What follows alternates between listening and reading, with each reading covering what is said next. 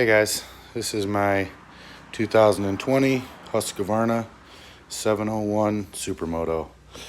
Bought this bike in December of 2019. I paid $11,500 for it, which is actually under MSRP. I bought it at Toy Tech Cycles in Grantsville, PA. I did have to drive for it, but it was worth it. I did look at a 2019 that was more local to the area, but you know, this thing's just got more options, and the money was the same. So why buy the 19 when you can get the 20? So, anyways, this video, I guess, is there's no videos on YouTube, so I'm putting a video on here just because the guys who want to purchase this or already have purchased it, maybe, you know, trying to decide what they want for it. There's nothing really to look at compared to as of yet, so being it is a brand new bike.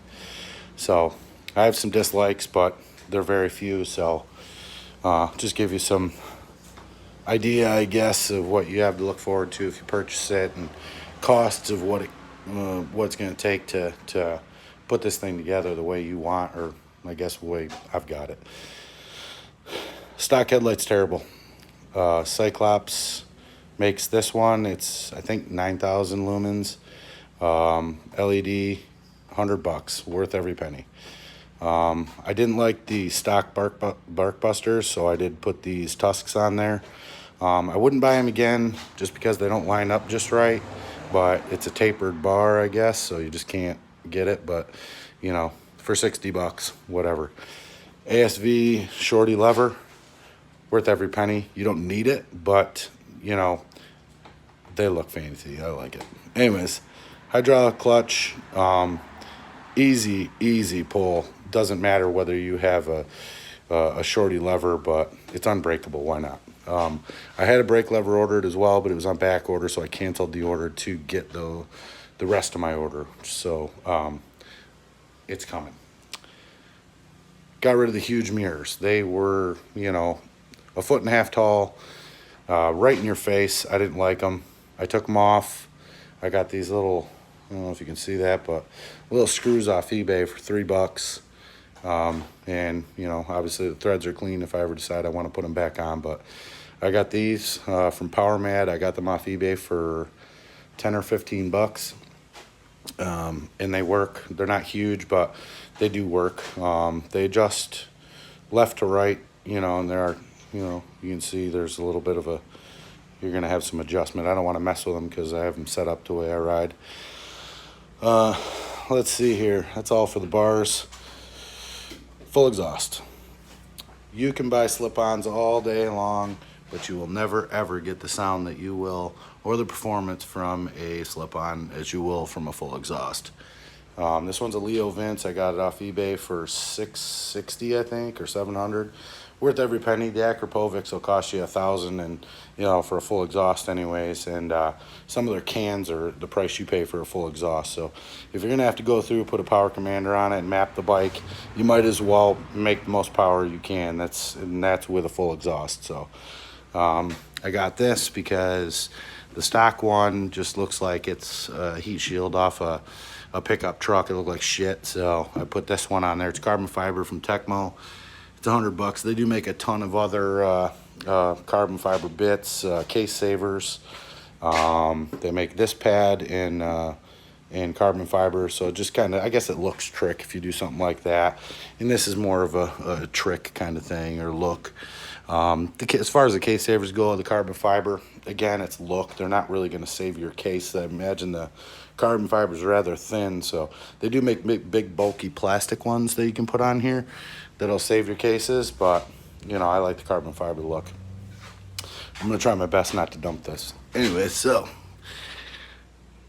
you gotta have these. They double as a swing arm protector, but they're also the bobbins to lift the bike. You know, you're gonna need it for you know, maintenance or oil changes or washing your bike. Just makes everything a lot easier. So full exhaust.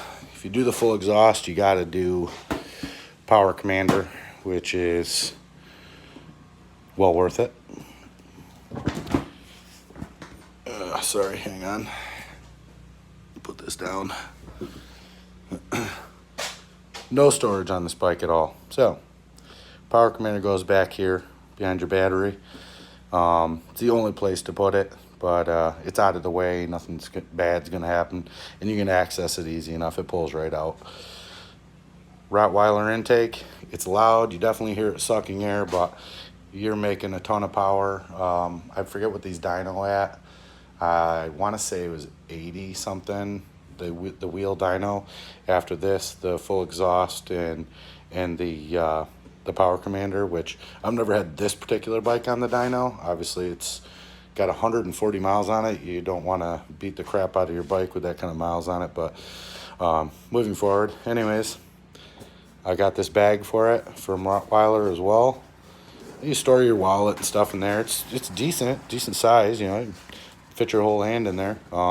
Bring some stuff with you. I wouldn't bring a drink and put it in there, obviously. It would get warm. It's just above the engine. But either way, $50, it's worth it. This was $380 or $390, but it, you know, goes on super easy. Directions to put it on are very descriptive, and you'll have no problem putting this on with, you know, just a couple hand tools. The power commander, I think, was $400. Now you can get a power commander for $300, but you're gonna have to buy a map for it. Also, I have the fueling dongles on this I got from Rottweiler that all came with the power commander. So if you just buy a power commander for $300, you're still gonna need, you know, the fueling dongles. Not necessarily need them, but, you know, it allows the power commander to be adjusted at low RPMs.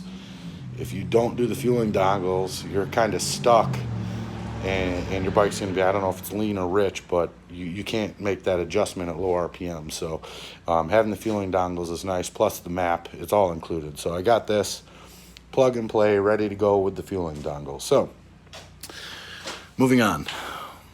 I did the Rottweiler secondary air system and canister to delete. The canister's right back here. It's gone now. And then the secondary air system sits right in here, which it's obviously gone now. And then you have your cover that goes on. It's a pretty trick. It's nice. So let's see what's next. Showed you the bars, showed you my lever, intake, exhaust, power commander. You don't need anything more than this for this bike. Maybe if you're racing it and you wanted to do, you know, a million miles an hour and have your bike just foul, you can. But at the end of the day, reliability wise, I've never dug into the engine, and I never plan on it. It's the only way to be reliable. You start doing cams and head work and this, that, and the other, you're going to run into problems at some point.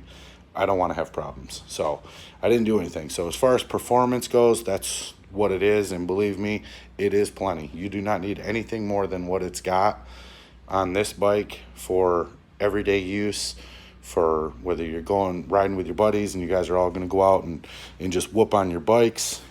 Trust me, you will spank a sport bike through a set of S's any day of the week with this. It handles so good. They will not be able to catch you on the straightaways because you'll be so far ahead to the S's, okay? I did get rid of the huge mud flap and put this LED bar on there. It's integrated, so the turn signals are built right in. I got that off eBay. It was $50. Don't buy the one made in China. I forget the seller's name, but like I said, it's $50, made in the USA. Real simple to put on. I think 5 wires, but it takes, you know, half an hour. If you can use crimpers, you can put this on there on yourself. It does come with directions that are decent enough. The tires on this bike, super sticky. You're going to like them. They're Continentals. I won't put any other tire on this bike. It will continue to get those because I've had nothing but good luck with them so far. I mean, I've only got 140 miles on the bike. I don't know the wear on them, probably a couple thousand miles. They are pretty soft, but they are sticky. I haven't sailed into any corners with this, but I've gone into corners pretty quick, and I felt like I could have gone a lot faster because the bike just handles so well. You know, obviously got quite a bit of chicken strip here, so there's definitely room to lay the bike down a lot more. And like I said, I've had enough time on it to see I can go a whole lot faster. Some dislikes. I only have two. The stickers. I mean, I paid $11,500 for this bike, and the sticker's coming off after 100 miles. Now, I've never washed this bike either. Only quick detailer. I ride it on the street, so it doesn't really get dirty. So I just a quick wipe down with some quick detailer. That should not happen. They're still a little tacky, but not enough to stick down with any wind that you're going to get. And these ones are coming off a little bit as well. It's kind of disappointing. I think they could have done a little better of a job, but you know, it's a dirt bike essentially. So the WP suspension on this bike, fantastic. It's soft, but on the street, it's perfect. The bike's comfortable enough to where, you know, I guess, I don't know, it's decent. You're gonna like the suspension. Fully adjustable. I mean, you can do whatever you want. To race, make it plush for riding. You know, just anything you need to do with the suspension, it's available with the stock suspension that's on this motorcycle. With the Rottweiler setup, you don't use this. I also, sorry, I almost forgot. I put a breather on this, crankcase breather, because with this, when you remove the stock air filter, your crankcase breather vents into your stock air box. So it just puts dirty air that you're reusing into your engine, and I'm not a big fan of that. So I got rid of the crankcase vent, the vents into this, and put a little small breather on that. I want to say it was like $20 from Rottweiler. I don't know if you can see. It's a little washable filter, but you smell a little bit of oil with it, but it's gonna vent. And the only reason you don't smell it on your stock air box is because it's venting into your engine essentially, so you're reusing the air. So anyways, so that's that. Rideability, this is absolutely an everyday bike. You could commute with it. You're not going to run out of gear because you're doing 70 miles an hour. I think this bike does 120, just from videos that I've seen with the older ones. Not necessarily the 2020, but I don't think they changed gearing or anything. So you can ride this bike every day. Super comfortable. You sit straight up on the bike. I'm 40. I can't do the rider forward position of a sport bike anymore, and I have had several sport bikes, you know, with heli bars on them, Corbin seats, and this is more comfortable by far than any sport bike I've ever ridden. The one downside and my other dislike, the seat. The seat is rock hard. I promise you that you will ride this bike for 30 minutes and go, wow, I need a new seat. Seat Concepts does make one for this, thankfully. It's $350, I think, but I promise you, worth every penny. I have seen some other videos with the older 701s where people put the Seat Concept seats on them, and it's night and day.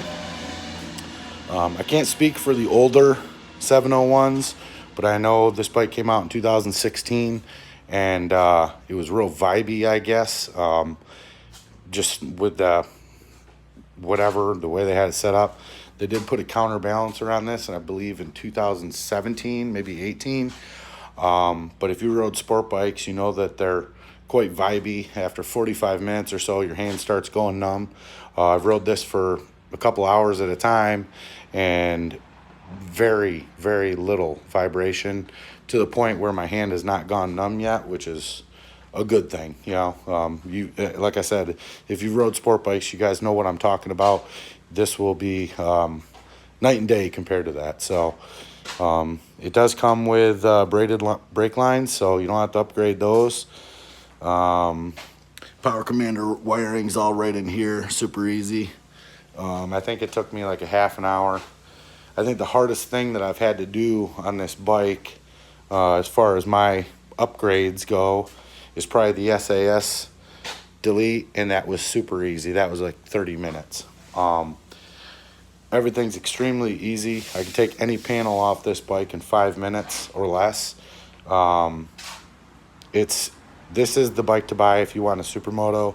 If you try to compare this to a DRZ, you can't, because a DRZ does not hold a candle to this bike. This thing is absolutely awesome.